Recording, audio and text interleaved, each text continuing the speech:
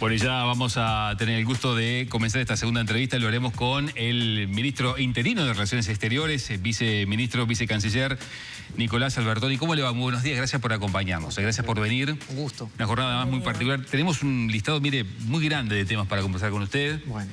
Para empezar, bueno, esas reuniones mano a mano que estuvo con la calle, que después quiero que me cuente algo, lo que pueda, de ese encuentro, esa foto que publicó. Pero quiero arrancar con lo de Venezuela, porque por estas horas está Paganini en Panamá, una reunión de varios presidentes para ver qué es lo que va a pasar con Venezuela, con Edmundo González Urrutia, el presidente electo.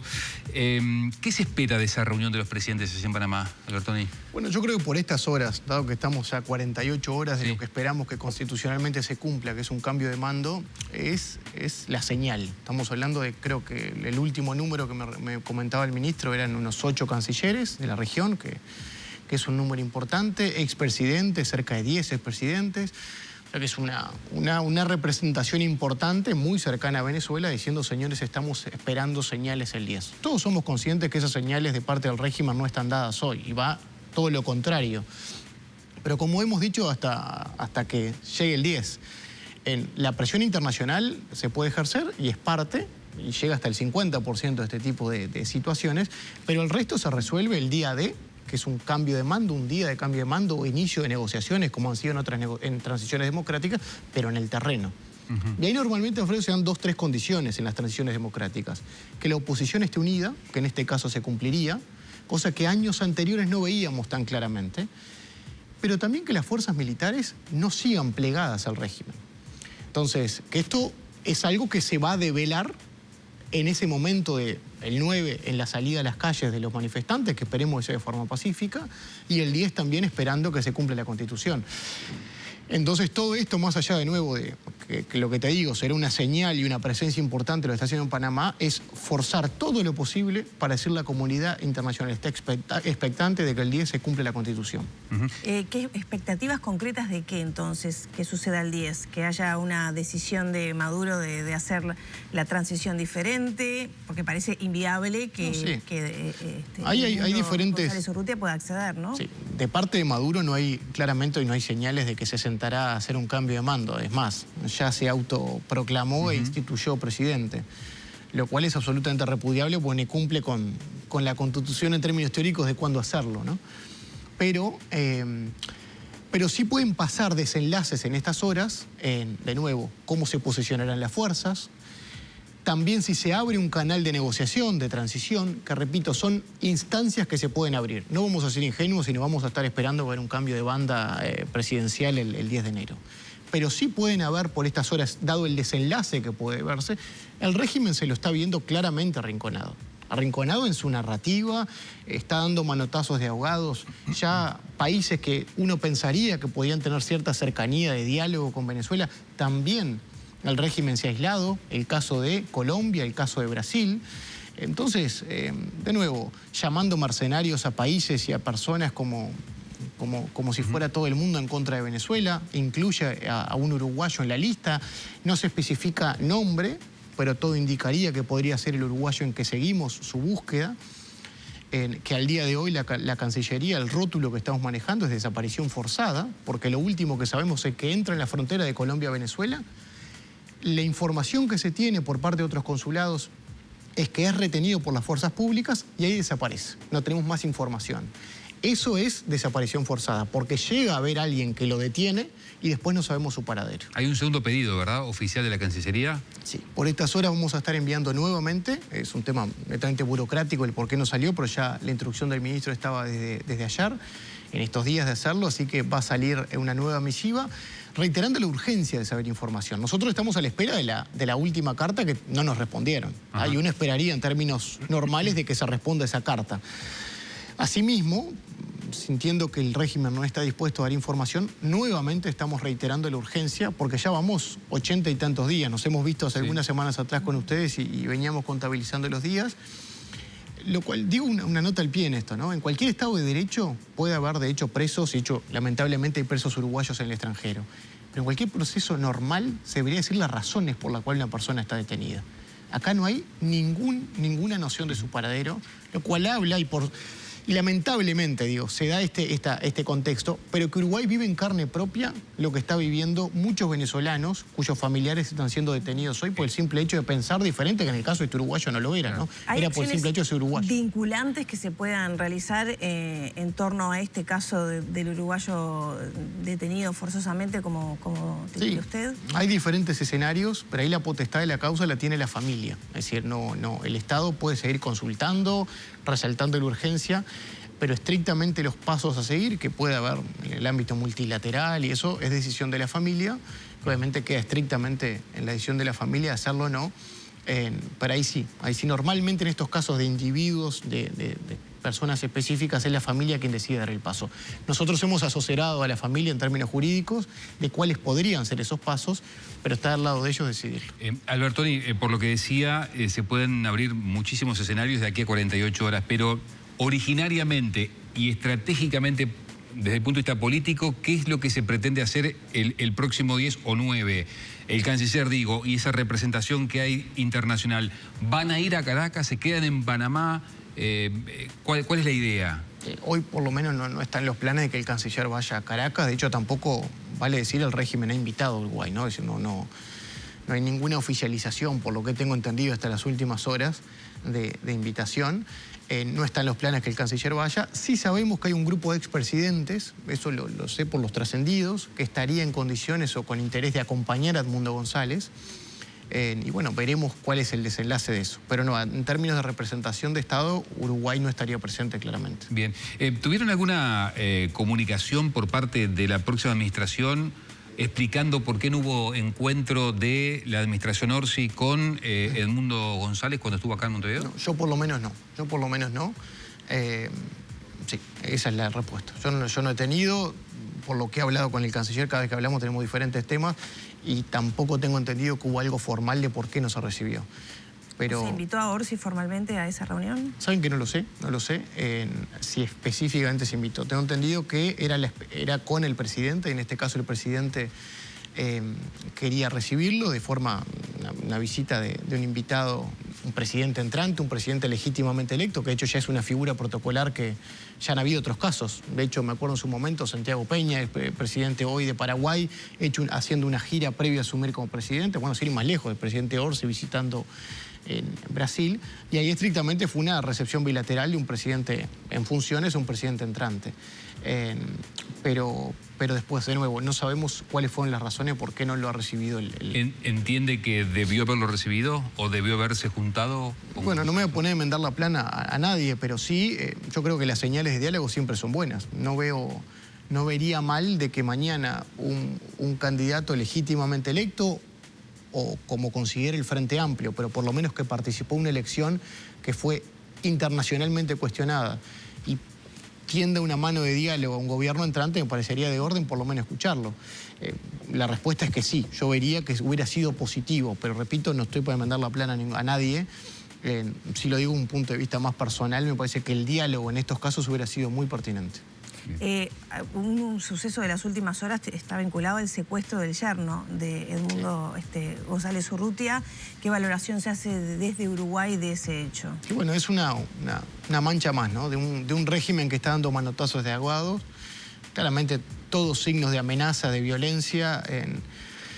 Un candidato que tuvo que salir del país por amenazas, ahora con este plan de retorno, y van hasta el máximo de amenazas. De hecho, también en su momento a la propia familia. Yo hablaba por estas horas con María Corina Machado para saber un poco la situación, cómo estaba. Yo me llamó ella y también el hostigamiento del régimen contra los candidatos opositores y contra la oposición es ahogante, ¿no? Entonces, contra los familiares, me decía la propia María Corina Machado que estaba a sus familiares también, cerca de sus casas. Pero hoy todo se puede esperar de este régimen, lamentablemente, porque y nada nos debería sorprender. Pero, en fin, es una mancha más. María Corina Machado en esa conversación de las últimas horas, como usted menciona, bueno, hay temor por otros secuestros. Se acusa desde Uruguay directamente al gobierno de Nicolás Maduro por este secuestro del yerno de González Urrutia. Bueno, estrictamente el gobierno es quien lo ha detenido, ¿no? O sea que ahí no hay misterio, ¿no? La comunicación fue más, a mí me une una amistad, pero una cercanía con María Corina hace mucho tiempo, y saber por estas horas, de hecho agradecer el trabajo de Uruguay, en la posición de Uruguay en todos estos tiempos. Y bueno, sabiendo que uno de los uruguayos y de que en el listado de nombres se pone a Uruguay como entre los mercenarios en contra del régimen, no sé, entiendo que le parecía de orden también decir que, bueno, de parte de la oposición, el rotundo rechazo a lo que dijo Diosdado Cabello por estas horas, pues repito, ya no da ni para analizar lo que dice el régimen, porque de nuevo, cada salida de prensa o estamos viendo por la noche a los integrantes del régimen recorriendo las calles o militarizando las calles, que, en fin, bien... Yo creo que es de cualquier novela de terror lo que está pasando en Venezuela por estas horas, que claramente amenaza para que no haya un cambio de mando, ¿no? Bueno, le decía en el arranque que teníamos un listado bastante grande de temas para consultar. Vamos a pasar a otros. Recordábamos acá con mi compañero hoy temprano que cuando asume Tabaré Vázquez la primera administración Frente Amplista se queda con, yo recuerdo al expresidente Valle decir, la caja, el cajero, con Sindestad. Ahora se quedan con Sanjurjo. ¿Cómo está viendo eso? Bueno, yo creo que lo que ha dicho el partido... Primero, Diego lo conozco, un excelente profesional, un excelente técnico del partido. Me tocó ahora ser uno de los coordinadores del plan de gobierno del partido y Diego era una voz importante en su área, que es seguridad. Yo la primera señal que veo es positiva. Si mañana, de nuevo, el dicho que hay, ¿no? Es decir, cuadro que gana no se cambia. Y Diego era un baluarte importante de ese cuadro. Si no se está cambiando, yo creo que habla por sí mismo. Y no quiero jugar una básica de decir... habla por sí mismo de que había señales positivas en el gobierno saliente, porque Diego no hay duda que es colorado y no hay duda que ha defendido también lo hecho por este gobierno. Entonces, si se mantiene de lo estrictamente personal, que es un amigo, me alegra. Pero después también de lo político, es una señal en sí misma de que tan mal no estaban las cosas. No me voy a meter en terreno ajeno, ¿no? De lo que no me incumbe de otra área, pero de nuevo... Cualquiera que esté analizando la situación y ve la foto y que quede un rol tan importante, que le puso una impronta tan importante como Diego a su trabajo y lo mantiene el gobierno entrante, en fin, no tiene dos análisis. Es que es una señal de que lo que se estaba haciendo es correcto. ¿Desde el Partido Colorado va a haber algún lineamiento para el trabajo de Sanjurjo? Bueno, no hablé con nuestro secretario general, con Ojeda, en ese sentido. Entiendo que no. El trabajo técnico de Diego creo que es autónomo, vamos a decir, cuál es su visión sobre la temática. Bueno, es un rol político, ¿no? Que si ahí sí hay cierta coordinación partidaria. Al ser un trabajo técnico, sus nuevos jefes va a ser la administración entrante. Eso es lo estricto de cualquier proceso institucional ahora. Pero sí una cercanía. Yo creo que mañana va a ser una persona de contacto para consultar por qué han evolucionado, involucionado los números o cómo se dé. Y va a ser un cable a tierra, sin duda. Otro tema, ¿qué está haciendo el ministerio, en particular usted que estuvo muy activo con el asunto de los hinchas de Peñarol? El otro día el abogado decía, bueno, reconocemos los buenos oficios de la Cancillería, pero a la hora de los bifes no se ha actuado por parte de Cancillería. No, eso no. Y no sé si yo escuché eso. No fue en estos términos, ¿no? No fue en estos términos, claramente, pero, se lo estoy... Es más, tuvimos una muy buena reunión. Creo que el saldo fue positivo, estaban los abogados, estaban los familiares de los que aún quedan detenidos. Que dicho sea de paso, no se nos informaba, los que quedan detenidos, y es bueno, pues a nosotros nos toca hablar públicamente y quizás los familiares no tienen esa oportunidad, que los que están detenidos es porque su caso cayó en otra fiscalía, no es porque tengan más o menos delitos de los que quedaron en libertad condicional. Digo, un punto de vista de las personas, está bueno por lo menos que se mencione. Quedan 2 detenidos en un centro de detención y el consulado desde el día 1 ha estado presente, yo creo, casi con una frecuencia semanal, me animaría a decir, de ir a visitarlos, de estar con ellos. Se les llevó el otro día un kit higiénico, el día de las fiestas también se le acercó algunas cosas. Es decir, nuestro consulado, que coincide que tenemos un consulado en Río, podría haber pasado en cualquier otro lugar en el que no estrictamente tenemos un consulado en terreno, pero nuestro cónsul ha hecho una excelente labor. Esto empieza de 200 presos, recordemos, ¿no? De los cuales hoy quedan, eso netamente por un caso de la defensa, quedan 19. Entonces... Ahora, las familias dicen en el video que realizaron esta semana que la Cancillería, sienten que la Cancillería les está soltando la mano, porque después de esa reunión del 30 de diciembre no hubo acciones concretas para lo que ellos reclaman, hacer una acción humanitaria por las personas que están allí. Y está bien 2 que detenidas, pero otros retenidos, ¿no? Que están en libertad, pero no pueden salir del estado de Río. Lorena, yo creo que está bueno que se reclamen, porque si no todos tienen que saber hasta dónde puede llegar nuestro accionar.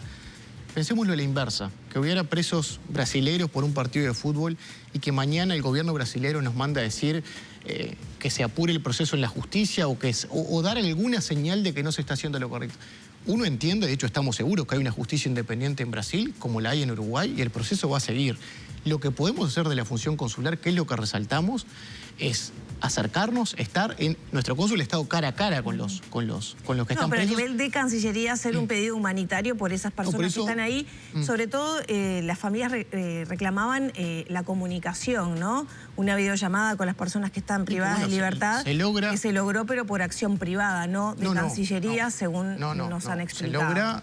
De nuevo, esto siempre son gestiones conjuntas y no vamos a atribuir algo solamente a nosotros, pero el cónsul haciendo gestiones con la Secretaría Penitenciaria de Brasil, esto es una excepción que se hace para este caso, habilitada por la Secretaría Penitenciaria, de tener una videollamada. Lo hacen en el marco de sus abogados defensores de la oficina, porque fue lo más práctico que se vio. Pero quien mandó esa información diciendo, tras una reunión mantenida con la Secretaría de Penitenciaria, se da que la posibilidad es esta, fue el cónsul. Y a veces se pierde por el consulado y la Cancillería, ¿no? Digo, no tienen por qué entenderlo todos. Pero nuestro cónsul, yo diría que hasta semanalmente estoy hablando con él, su secretario acaba de venir del centro penitenciario, los que están detenidos están bien, nos manifiesta que están en buen diálogo con el resto, están en otro pabellón de extranjeros, lo cual es más tranquilo. Más que eso, la verdad, no podemos hacer cualquier cosa. Y después un tema más, que coincidimos el otro día con las familias, que a veces en el mano a mano las cosas no tienen por qué ser como a veces es público, lamentablemente, pero de que si insistimos mucho y escarbamos mucho a nivel de Estado, puede ser contraproducente a ellos. Siquiera si lo hubiéramos considerado, puede ser contraproducente a un proceso que, repito, está en otra fiscalía, esperemos que tenga su desenlace.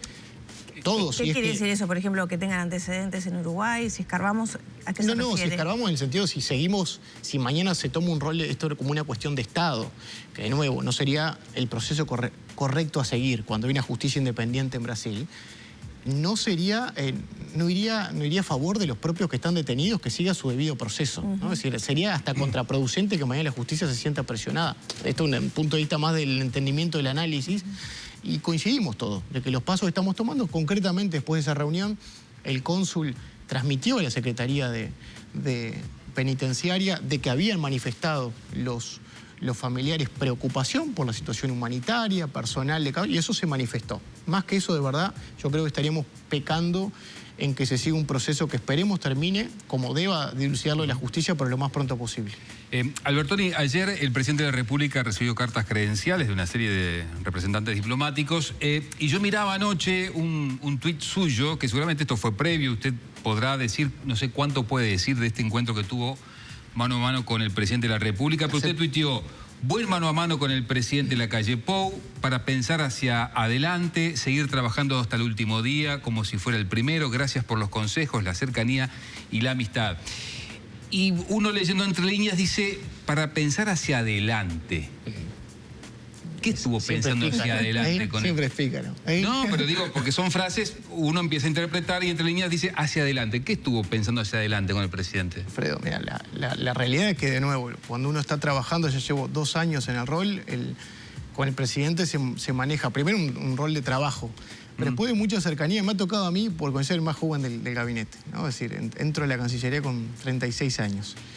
Y el presidente en todo ese proceso ha sido, la verdad que, además del rol de jefe, lo he visto, por lo menos quizá lo tiene con otros, pero de cercanía, y ya la palabra amistad a veces mucho, pero sí de cercanía. Y bueno, y por estas horas también, yo creo que es buen consejero, nadie va a dudar, y cuando uno tiene esa posibilidad, que tampoco estoy usando esa bala siquiera mensualmente, pero en este proceso de mirando el cierre de gobierno, y bueno, me pareció un momento interesante para hablar hacia adelante. Hacia adelante, entonces, ¿con qué futuro, qué perspectivas? Bueno, no, yo seguiré en la vida política, en la vida de partido, No como candidato a la Intendencia de Montevideo. Bueno, ya lo he dicho, yo creo que no es el tiempo, y tampoco voy a negar, no voy a hacer Gregorio, voy a decir Gregorio, que obviamente estuvo sobre la mesa y conversar con el presidente esto. En estos días sí había que dar definiciones claras. ¿Y qué le dijo el presidente? No te tires. No, ya el detalle queda en lo íntimo, pero sí estuvo sobre la mesa. Como lo hablé con el presidente Sanguinetti también. De nuevo, porque yo creo que las largadas, lo que estamos en una generación entrante en política. Ahí estamos, discúlpeme, ahí estamos viendo la foto que usted tuiteó. Eso es el piso 11, ¿no? El piso del despacho del presidente. 11, así es, estábamos antes de ir a la presentación de cartas. Y es ahí donde le dice no te tires, no te quemes ahora. Bueno. Lo hablé también con el presidente Sanguinetti, que de hecho era el cumpleaños el otro día. Pero en fin, sin centrar solo en eso, yo creo que hay que ser claros a veces en los tiempos que uno entra a determinadas partes de la cancha, y creo que no era el tiempo. Voy a estar abocado en la Cancillería hasta el fin de gobierno, que es marzo, y sabemos que después el horizonte de mayo va a estar muy cerca. Y hoy mi foco va a estar en esto, seguir trabajando, que como verán, hay bastante por hacer. Bien. ¿Cómo viene la transición con Lubezki? ¿Cómo lo ve Lubezki como canciller? Tuvimos, bueno, lo conozco poco a Mario, nos hemos visto en algunos foros internacionales y obviamente es una persona del palo internacional, o sea que creo que obviamente el entendimiento de los temas lo tiene. Después en la cancha ahí me pierdo, vamos a ver después también cuál va a ser su posicionamiento sobre los diferentes temas. En lo práctico tuvimos una reunión informal, más de camaradería en la Cancillería hace unas 2 semanas. Ahí no transmite el canciller entrante que por razones profesionales, ahora en su rol de FAO, tenía que hacer unos viajes. Y estimamos que a fines de enero, principios de febrero, estaremos teniendo reunión formal. De hecho, mi sucesora, Valeria Zucasi, nuestra embajadora en Malasia, que dicho sea de paso un excelente profesional, está llegando por estos días. Así que imagino que vamos a tener formalmente reuniones de transición entrado febrero. Que yo creo que con algunas reuniones, con todo lo que implica el traspaso de información, que ya está todo sobre la mesa, va a dar, pero bueno, ya estamos dispuestos cuando ellos dispongan a empezar la conversación. Albertoni, ¿qué destaca como 2 o 3 hallazgos de Cancillería o logros alcanzados en una cartera que tuvo 3 ministros, que tuvo muchos cambios, muchas situaciones complicadas? Me refiero a la situación de los pasaportes, etcétera. Mira, venía ahora y nos informan que Filipinas acaba de habilitar más de 20 producciones ahora cárnicas, centros de producción cárnica para ingreso a Venezuela en términos Filipinas en términos sanitarios. ¿Por qué digo esto? Esto es de ahora. Se están sumando más de 100 habilitaciones sanitarias en lo que termina el gobierno. ¿Por qué digo habilitaciones sanitarias? Porque el mundo arancelario se ha vuelto muy complejo, bajar los aranceles. Pues a través de acuerdos, en un mundo incierto, no todos quieren cerrar acuerdos. Pero hemos tenido más de 100 habilitaciones sanitarias, quiere decir que tenemos 100 nuevos mercados, y no es poco. En el caso de China, entró el mondongo a China, equivale a 40 millones de dólares para el sector. La lengua a Japón, 20 millones de dólares. La carne sin hueso a Israel, y cierro con esto el listado, 6 millones de dólares. Si uno empieza a sumar, es mucho lo que se logró en términos cuantitativos. ¿Queríamos más? Claro que queremos más. Pero pedimos el ingreso al Transpacífico y estamos virtualmente como los posibles siguientes a ingresar, que ojalá el gobierno que viene siga los esfuerzos. Peleamos todo lo que pudimos para cerrar un TLC con China. Quizá no logramos el TLC, pero en el camino logramos 20 acuerdos. Y después nadie duda, y cierro con esto, que la impronta fue diferente. Y uno dice, y bueno, ¿cuánto vale la impronta? En estos procesos que son de mediano y largo plazo, mucho. Porque primero hay que contar adentro y al mundo que Uruguay está decididamente dispuesto a abrirse al mundo. Si es por Mercosur, bienvenido, y cerramos y concluimos el acuerdo Mercosur-Unión Europea, o si es bilateralmente, también bienvenido y solicitamos el ingreso al Transpacífico. Así que lo que respecta a nosotros, que en esta área uno no cierra un acuerdo porque quiere. Tiene que tener la otra contraparte también. Entonces, lo que equivale a nuestro 50% de acción, nos vamos muy satisfechos, no queda un mes de trabajo todavía, pero nos vamos muy satisfechos con el trabajo hecho. Nos quedan 30 segundos. Albertoni, ¿qué pensó cuando leyó la noticia de que hay algunos legisladores electos del Frente Amplio que le van a pedir o ya le pidieron a Orsi que cierre la oficina comercial que se abrió en Jerusalén de innovación?